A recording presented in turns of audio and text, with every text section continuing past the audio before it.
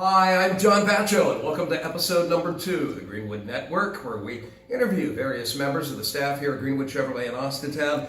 And I'm sitting here with my brother, my best friend at the dealership, who I have a long history with, Mr. Chris Davis. How are you, my friend? Hello, how you doing, John? Chris, our families go back a long way. His older brother, Antoine, played football for my father and actually won a national championship in Florida. And I know Antoine speaks very highly of my dad and of your family, Mr. Davis, and your mom, and what your family meant to the Baccio family back in the 1970s. Absolutely. I mean, the Baccio family has always been a great part of the Davis family. We've been close a lot of years. Actually, I was always a little kid that actually wanted to play for your dad. I was scared of him, but he also was a very, very great coach. Great, like you said, the family is amazing. You're amazing. Thanks, Chris. And So are you? Always the best for the Baccio family. About yourself, kind of following in your big brother's footsteps, you became a legend and a star. I did some of your high school football games because I was doing sports broadcasting, but Jack Kidd speaks very highly of you. They call him Mr. Austintown, following Austintown Falcon football for a long time. How did that all come about for you, playing for the Fitch Falcons? You played for Phil Anarella, correct? Oh, absolutely. Coach Anarella, stand-up, amazing coach. He's always been an inspiration for me, as well as what he's done for multiple schools in the area, in the valley. Austintown Fitch, I guess they say once a Falcon, always a Falcon. And I had a lot of great years at Austintown, a lot of great memories. And what became of that? You eventually evolved into major college football. Major, went on to play at Michigan State. Wow. Then where I would like to have pursued a professional career, but things turn in life, and you acknowledge them, and you move on, and you kind of go from there. But no regrets. The amazing thing about Chris Davis, everybody thinks he's kind of just tied into the community of Austintown, and I found it to be contrastly different in that not only is he a popular phenom here in Austintown, Chris is widespread throughout several communities. Would you agree with that, Chris? You have friends from everywhere. I know, I know a little bit, and I appreciate that. Howland, Niles, McDonald, it's not just Austintown. Yeah, I try to, I've always been the person that's tried to know someone in every city, even actually every state if I could. Mm-hmm. It's always, it's who you know, I think, in this day and age, and I feel I like to share a hello or a how you doing to everyone. I stay grounded that way. Mm-hmm. We talked about your football career and how you got to the Big Ten in Michigan State after a successful high school stellar career with the Austintown Fitch Falcons. Then you got a chance to relive it with your boys, the Twins. Tell me what happened there. Wow, you talk about a grateful event to live, to watch my sons. It was funny because they actually said, well, Dad, I hope you don't care about holding your records because we're about to break them, So I guess what better person to break your record than your own sons? Mm-hmm. I'm very, very proud of the boys. They've done nothing but high achievements, and they stay. We say the double H in the Davis household. We stay humble and hungry, and I think they've kind of stayed that, and gone the course, and hopefully we'll see them at the next level, possibly fulfilling their dream that I couldn't fulfill. And it must be a great sense of pride watching your boys do something. Do they come to you for tips and pointers about football? Dad, how did you handle what you do here? And it's got to be just a tremendous feeling having that rapport and connection with those boys. Absolutely. I had them at a young age, so I kind of grown with them, and it's funny that to see them grow into young men now and develop. Sometimes they tell me things that I don't even think about, or I may look past as a father. But when I talk to them, I try to talk to them as not a fan, but as a father, and give them the best guidance and leadership that I possibly can give them, because it's easy to get caught up in a situation. And I always try to, I guess as my fatherly instinct kicks in, and it's not just about football, and it's about life. And I want to show them, the right ways, and how to treat people, and how, just to reiterate to them guys that it's bigger than just football. And you have the experience and the history, and you made your mistakes, and they can learn from Absolutely. The things, the trials and tribulations you went through. Absolutely. For those not aware, tell everybody out there where your boys are attending school and playing college football. They're attending the University of West Virginia, Wow. WVU. Go Mountaineers. So, I'm very proud of the boys. I've been, I try to, I think their mom is a little bit tougher on them than I am. She says, I guess I try to be their friend more than their dad sometimes. But I think I understand what it's like to be a 21 or 22-year-old young man playing college sports. Everybody's telling you the best thing since sliced bread, but they love you and then they love to hate you. So right. It's what it is. It's a curse and it's also a gift. But I think you take the good with the bad. You mentioned your wife, Kim, backbone of your family. She also does hair, and my daughter, Jenna, just graduated from Casella Veda, and she's probably going to seek out Kim for advice. And Kim happens to do my older daughter, Melanie's hair. What does she mean to your life and to the boys? She's, like you said, she is the backbone of the family. That's a tough little Italian there. And, I think I'm a little scared of her sometimes. But, I never let her know that. Mr. Pythons? Look at that. I think I get a little scared of her. But the boys, and they respect, they're crazy about their mother. I guess I can say they're probably mama's boys. I'm a mama's boy, so I can understand them following in their footsteps. But, she still treats them like they're 5 years old, though. So, you know what I mean? But I guess that's a mother's... That'll never go away. Yeah, absolutely. I guess that's a mother taking care of her children. Salesman of the Year. And let me tell you what he's accomplished after his Salesman of the Year award for the year 2015. Well-deserved.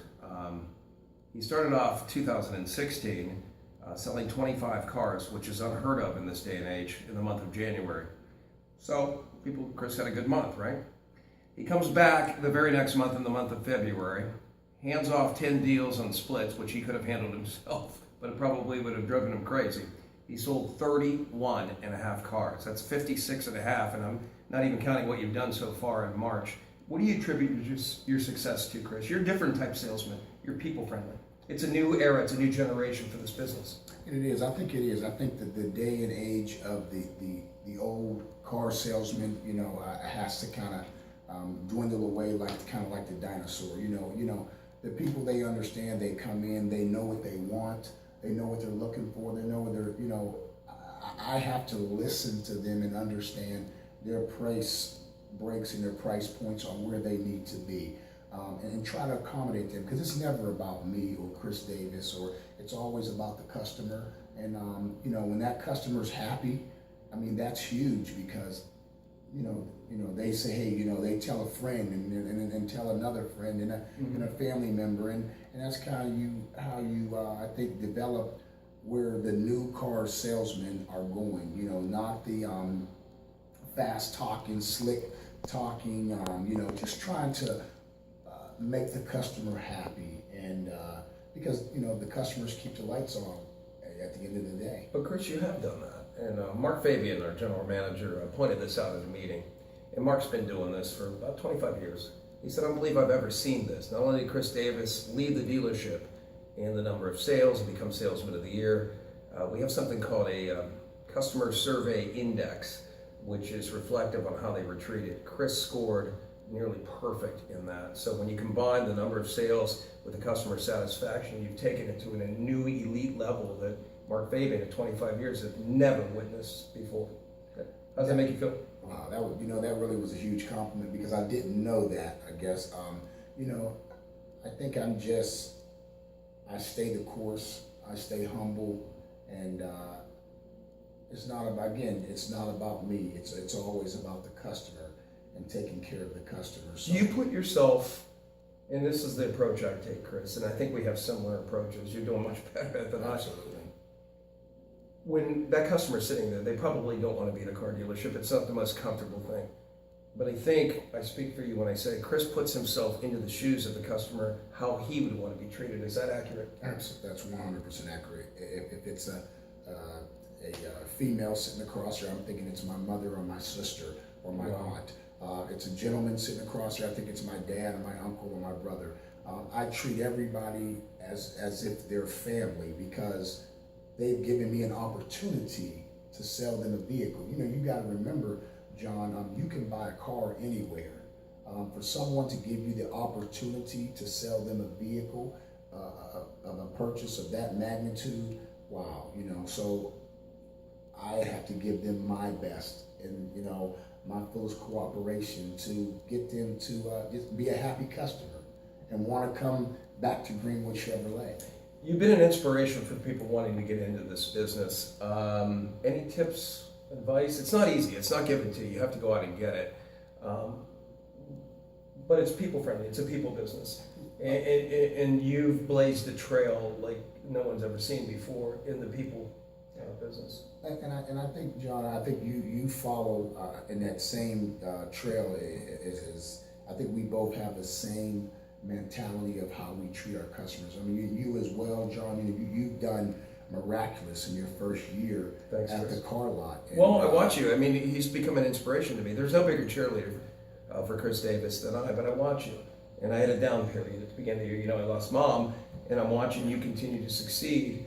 And I said, I got to get back there with my boy. Absolutely. Because I want him to be proud of me. Oh, absolutely. And I am extremely, extremely proud of you, John. What you've done has been extremely amazing in this business. Actually, I think you've done better in your first year than I've done in my first year, just to be honest with you.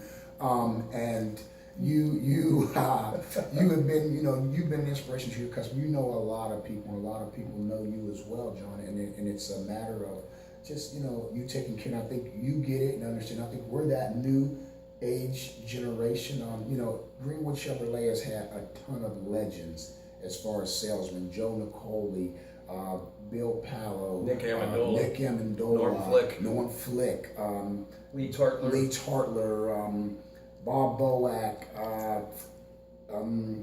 These guys have been here forever. The list goes on and on and on and on and on. And I think you always want to, and I can't forget George Rowland. Yeah. I have to say that. Absolutely. We just, the Greenwood Chevrolet just lost George is retiring as a salesman, but those guys have been the cornerstone of Greenwood Chevrolet. They've been the building blocks that you can kind of go off of, and I just want to carry that on for Greenwood Chevrolet and to represent that name. I think I take this car salesman dealership thing as a like a football team, like a brotherhood, like a team analogy as far as I want to be at the tops. I want to, I basically want to compete for a Super Bowl on the car selling side, year after year after year. And I think we all have that goal in mind. I think you're on board with me, and I think there's others on board with us as well. And just to make this a great atmosphere, a great place to buy a vehicle. And to be happy. Greg Greenwood, what has he personally meant to you and given you the opportunity to do this? Wow. When you say that, when you say Greg Greenwood, and it's not just kind of, so to say, kissing up to the boss. I agree. I'm the same way. My words are sincere.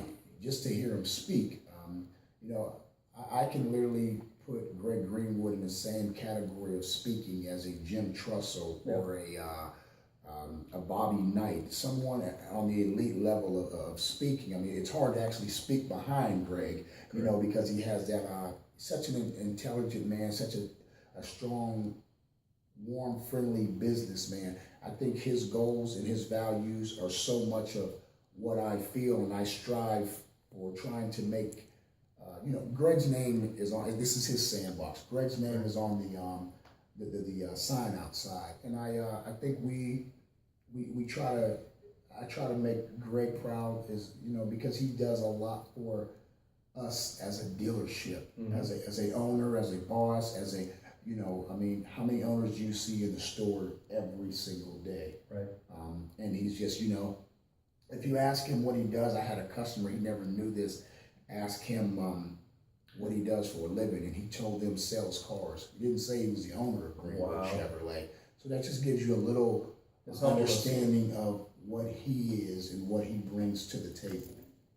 Can you imagine yourself working for anybody else after you worked for Greg Greenwood? I could not. Absolutely not. I think he set the bar so high that's a, you would have to really be, I don't even know if you can get that much better. I don't know. You'd have to be an extremely amazing boss to kind of get to that point, because he's going to give you everything you got, and he's going to support you. And if there's something you need, he's there for you. And you can always go and speak with him. It's an open door policy with them, and that's great as an owner. You know what I mean, of his magnitude. Chris, with all the deals that you've done and all the people that you've made happy in this car business, is there one particular story that comes to mind of someone, perhaps, because I know I've gone through this personally, that didn't think they had a chance in heck of getting financed or a car, and they came back and, Chris, I love you. I cannot believe what you've done for me. Does anything come to mind?